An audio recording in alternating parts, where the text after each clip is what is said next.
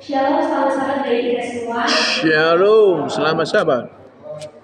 Puji syukur kita ucapkan kepada Tuhan, di mana oleh kasih karunia Tuhan kita dapat berkumpul di sini, hidup bersama, dan benar firman Tuhan pada malam hari ini dengan bersehat dan dalam keadaan baik saja. Saya juga mengucapkan terima kasih kepada seluruh anggota PDA yang telah membawakan lagu pujian pada malam hari ini. Biar lagu pujian tersebut dapat mengangkat iman kerohanian kita masing-masing dan tambahan ada kepada Tuhan. Amin. Saya juga berterima kasih kepada saudari yang telah bersedia mendidik saya pada malam hari ini. Dan kita dapat dipimpin dengan sukacita. Oke, daripada malam hari ini yang menjadi judul daripada pendengar firman Tuhan yang akan saya bawakan pada malam hari ini adalah jangan takut untuk melayani dan berkarya walaupun kita masih muda. Nah, dari judul ini kita lihat bahwa pesan kebenaran Tuhan pada malam hari ini hanya untuk orang muda. Tapi pada malam hari ini pesan ini bukanlah untuk orang muda saja, melainkan untuk kita semua umat Tuhan yang percaya. Nah, saya mengambil ayat intinya dari kitab Timotius, yaitu 1 Timotius 4 ayat 12. Ini bunyi firman Tuhan, jangan seorang pun menganggap engkau rendah karena engkau muda, jadilah teladan bagi orang-orang percaya dalam perbuatanmu, dalam tingkah lakumu, dalam kasihmu, dan dalam kesetiaanmu dan dalam kesucianmu. Nah, ayat tersebut menjelaskan bahwa kita sebagai orang muda, kami sebagai orang muda, jangan menganggap bahwa karena kami adalah orang muda, kami menganggap diri kami ini tidak bisa untuk melayani dan tidak bisa berbuat ataupun berkata-kata sesuai dengan pelayanan yang kami lakukan. Nah,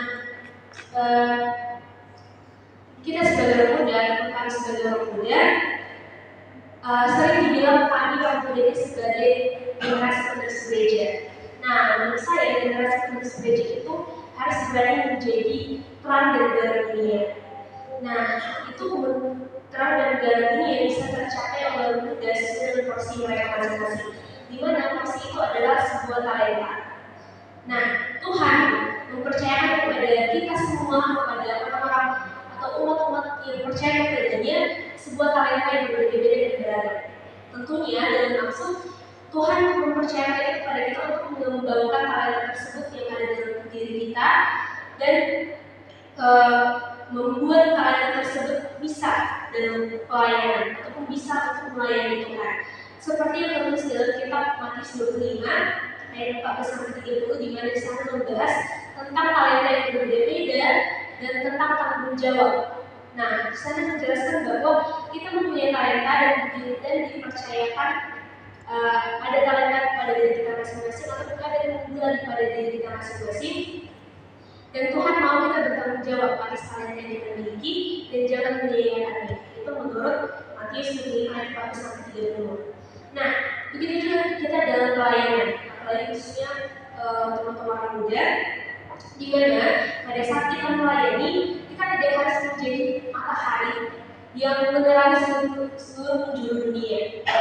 Kita hanya harus bisa menjadi lilin. Nah, di mana lilin tersebut hanya menerangi ruang-ruangan yang gelap dan terasa kosong. Kita tidak perlu menjadi seorang yang besar, seorang yang gagah untuk melayani Tuhan ataupun untuk memberitakan Injil kepada seluruh orang-orang di sekitar kita. Kita bisa saja sebagai orang yang sederhana untuk menyampaikan kebenaran firman Tuhan tersebut. Nah, tentunya dalam pelayanan kita juga pasti menghadapi tantangan. Apalagi khususnya karena sebagai orang muda yang kadang mengelak ataupun menolak bagian dari pelayanan kami terkadang. Nah, kami menolak tersebut mungkin ada berbagai alasan, dan itu adalah salah satu tantangan yang paling berat dalam pelayanan. Alasan-alasan yang tidak mungkin tidak hanya sepele alasannya, tetapi dia tidak mau mengambil bagiannya untuk melayani pada hari itu. Nah, beberapa di antara kita semua mungkin orang-orang percaya kepada Tuhan pasti pernah punya pikiran untuk apa aku melayani itu. Sementara itu kan bukan bagian, sementara aku bukan bagian kerohanian, aku bukan bagian kependekaan. Nah, jadi untuk apa aku melayani? Nah, atau juga kita kadang berpikir sebagai kami orang muda, aku kan masih muda. Jadi apa yang akan bisa kulakukan dalam keterbatasanku? Nah, orang-orang muda pada zaman sekarang itu lebih memikirkan keterbatasan dirinya sendiri terlebih dahulu, kekurangan dirinya sendiri terlebih dahulu. Tetap mereka tidak memikirkan dengan perilaku mereka yang sederhana, perkataan mereka yang sederhana, mereka dapat memberitakan firman Tuhan kepada seluruh orang yang ada di sekitarnya. Nah, teruntuk orang-orang muda, kita yang menjadi masa depan gereja, sudah disebutkan kita sebagai pimpinan gereja. Nah, bila tidak sekarang kita memulai pelayanan atau memulai melayani Tuhan, jadi kapan lagi kita akan mulai melayani? Nah, meskipun banyak orang-orang, baik orang tua, orang muda, ataupun adik-adik yang di bawah kami yang sering melewatkan bagian pelayanannya dan melemparnya ke orang lain secara tiba-tiba, itu adalah menurut saya itu adalah perbuatan yang tidak baik untuk dicontoh, karena itu adalah pelayanan kita, itu adalah bagian kita. Lebih baik kita menjalaninya. Kita tidak tahu apa yang akan terjadi ketika kita tidak mencoba. Nah, cobalah terlebih dahulu agar kita tahu hasil dari pelayanan kita itu. Nah, apakah itu akan menjadi berkat bagi orang-orang di sekitar kita, apakah akan menjadi sukacita, apakah akan menjadi motivasi. Kita tidak tahu hasilnya ketika kita tidak mencoba untuk melayani. Nah, saya senang melihat adik-adik di kelas anak-anak itu setiap ke-13 waktu jarang mereka itu mengambil bagian. Nah, di mana mereka mulai dari kecil itu diajarin itu mengambil bagian, ada yang khotbah, pendamping, MC, bahkan berita misi, ayat inti, dan pujian yang mereka lakukan itu. Setiap sahabat 13 saya selalu senang mendengarkan, melihat mereka tampil, karena dari kecil mereka sudah dididik, sudah dilatih untuk maju di depan banyak orang, banyak pendengar, dan mereka juga bisa memberitakan firman Tuhan yang telah diberikan kepada mereka tanpa menyerah besar sama sekali. Nah, saya mau cerita sedikit. Ada teman-teman saya sering naik seperti itu. Nah, sebelum itu kalau saya misalnya memberikan firman Tuhan seperti hari ini, saya selalu memberikan kepada teman-teman saya. Saya bilang pada hari ini saya akan membawakan firman Tuhan di gereja lagi. Nah, mereka selalu bilang seperti ini. Mereka bertanya, kenapa kalian boleh orang muda mengambil bagian? Nah, sementara seperti kita mengetahui bahwa di gereja-gereja lain yang boleh mengambil bagian ataupun boleh memberitakan firman Tuhan itu adalah pendeta, si tua, ataupun yang berjabatan di gereja itu. Nah, sementara mereka ataupun anak-anak kecil itu tidak boleh memberitakan firman Tuhan. Nah, saya jawab, jawabannya simpel. Nah, di dalam Alkitab tidak ada sedikit pun tertulis bahwa hai kamu seluruh pendeta, pembuat pendeta, istri tua, harus tua, dan yang berjabatan di gereja, hanya kamu yang bisa memberitakan firman Tuhan di seluruh dunia dan orang-orang sekitarmu. Tidak ada dalam Alkitab tertulis perkataan seperti itu. Nah, lalu saya bilang, maka dari itu, karena itu tidak ada tertulis dalam Alkitab, semua orang boleh memberitakan firman Tuhan dimanapun dan kapanpun itu. Saya bilang kepada mereka, dan mereka bilang, kalian enak ya, kalian sudah dilatih dari kecil. Terus saya jawab, iya. Nah, di sekolah kami ketika keagamaan setiap hari Jumat sekali seminggu, ya hanya kelas 12 lah yang bisa membawakan firman Tuhan secara bergantian. Nah, saya bilang ketika kita kelas 12, saya harus jadi yang pertama perwakilan dari 11-1 berbuat bahasa Inggris seperti itu kepada mereka. Nah, mereka bilang, kenapa kamu bisa memberitakan itu semua? Kenapa kamu juga berdoa sangat bagus gitu? Nah, pada saat hari Selasa lalu, hari Rabu lalu, saya ditunjuk untuk berdoa sebagai pimpinan doa. Nah, saya berdoa seluruh saudara-saudari, teman-teman yang sakit pada saat itu. Kebetulan teman saya masuk rumah sakit mengidap penyakit hepatitis. Nah, saya mendoakannya, mendoakan guru semua saya waktu itu Mas Dan mereka bilang seperti ini, doamu itu seperti doa orang yang hebat. Kenapa kau bisa? Terus saya jawab seperti jawaban saya yang tadi. Saya sudah dilatih mulai dari kecil. Nah, mulai dari kecil saya sudah dilatih untuk berdoa. Sementara saya melihat orang-orang Kristen di sekitar saya itu masih ada yang belum, maksudnya masih ada yang takut untuk berdoa. Mereka tidak tahu, bisa dibilang berdoa gitu, untuk mengucapkan kata-kata dalam doa. Nah, maka dari itu guru agama saya bilang seperti ini sama saya. Pada saat itu juga kami belajar tentang talenta. Nah, talenta itu adalah karunia. Nah, saya jawab talenta itu adalah karunia. Nah, Pak agama saya ini bilang seperti ini, apa talenta? Nah, setiap saya ditanya talenta, saya selalu diam karena saya masih bingung sampai sekarang apa keunggulan dari diri saya. Nah, saya diam terus Pak agama saya melawatkan saya. Di situ setelah ditanya beberapa teman-teman saya, Pak agama saya itu kembali lagi ke saya. Nah, menurut saya talenta itu adalah talenta berdoa. Doamu itu sangat bagus sekali tadi dan sepertinya doa itu diterima Tuhan. Nah, setelah lalu saya tersenyum dan saya mulai mendalami apakah talenta saya itu berdoa, apakah talenta saya itu berbicara. Karena sampai saat ini ketika seorang menanyakan talenta saya belum bisa jawab karena saya tidak menemukan keunggulan dari diri saya. Nah, lalu setelah mereka mendengar jawaban saya tadi yang saya bilang yang tidak berusaha sendiri dari memberitakan firman Tuhan, nah mereka ada teman saya bilang seperti ini, aku sebenarnya jadi kayak tertarik sama saya. Nah kebetulan teman saya ini pernah bergereja di sini waktu kecil, temannya Renita. Kebetulan dia temannya Renita, dia bercerita sama saya. Dia tinggal di dekat rumahnya Renita pada saat itu, dan dia sudah dibawa beberapa kali di sini waktu kecil mengikuti PA, dan dia sangat menyukai. Dan sampai dia bilang ke orang tuanya bahwa dia mau ikut ke gereja Advent. Nah pada saat itu dia kan masih kecil. Nah orang tuanya menganggap hal itu sepele, dan orang tuanya menjawab, kamu harus tetap bekerja pada hari Minggu kata orang tuanya. Nah, saya bilang kalau kamu misalnya mau bekerja bersama saya, ayo, kebetulan kita libur hari Sabat ataupun hari Sabtu. Nah, supaya kamu juga dapat dilatih mentalnya, dilatih public speaking-nya, ataupun keberanian untuk berbicara di depan banyak audiens. Nah, begitu juga kita dalam melayani. Untuk apa kita takut?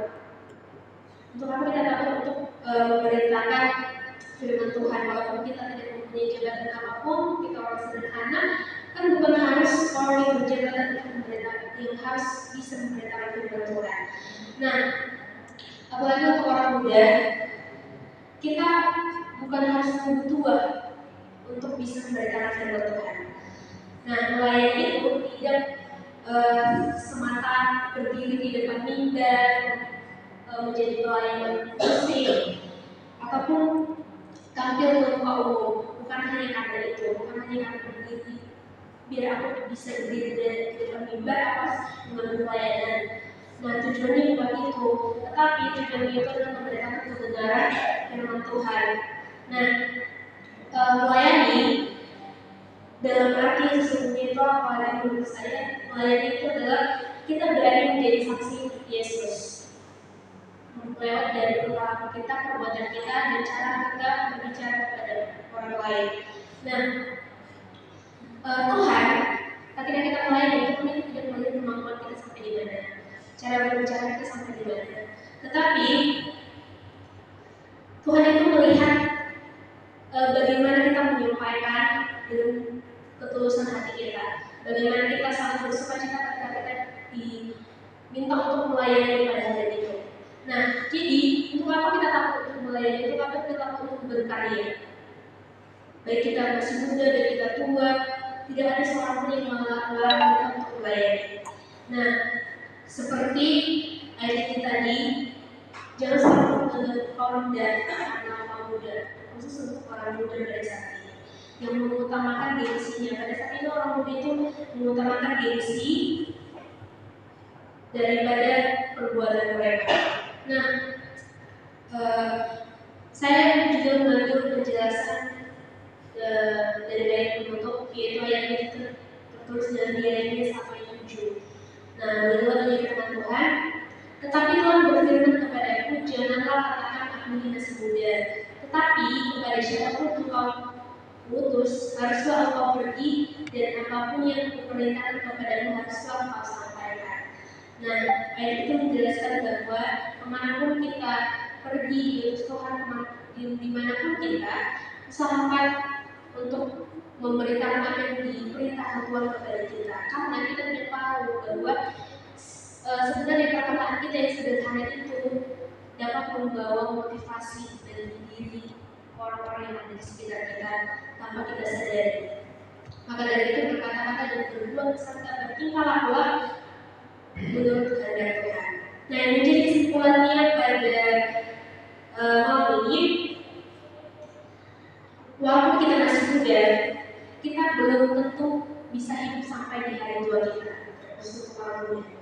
Kita tidak tahu apa yang terjadi pada diri kita di hari-hari yang nanti. Apakah kita masih bisa hidup di hari tua kita? Apakah kita masih bisa tetap melayani di hari tua kita nanti? Kita tidak tahu.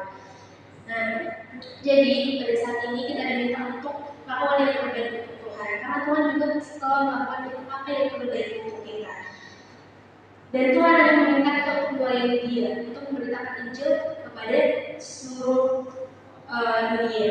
Nah, jadi melayani itu memang tidak mudah. Melayani Tuhan itu memang tidak mudah.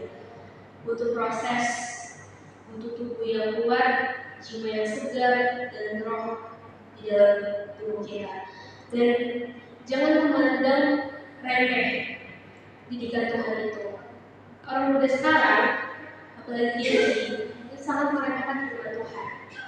Contohnya di lingkungan negeri, kan pendidikan negeri, setiap hari tidak ada satu hari aja tanpa kata kasar, tanpa kata-kata yang ada di kebun binatang. Nah, itu kata-kata itu pun tidak menjadi singgungan ataupun tidak menjadi membawa sakit hati dari diri kita, karena sudah diucapkan. Jadi nama kita itu tidak dipanggil nama, tapi kata-kata yang di kebun binatang itu yang dipanggil menjadi nama kita. Seperti itu yang saya lihat di kelas saya dan di lingkungan sekitar saya.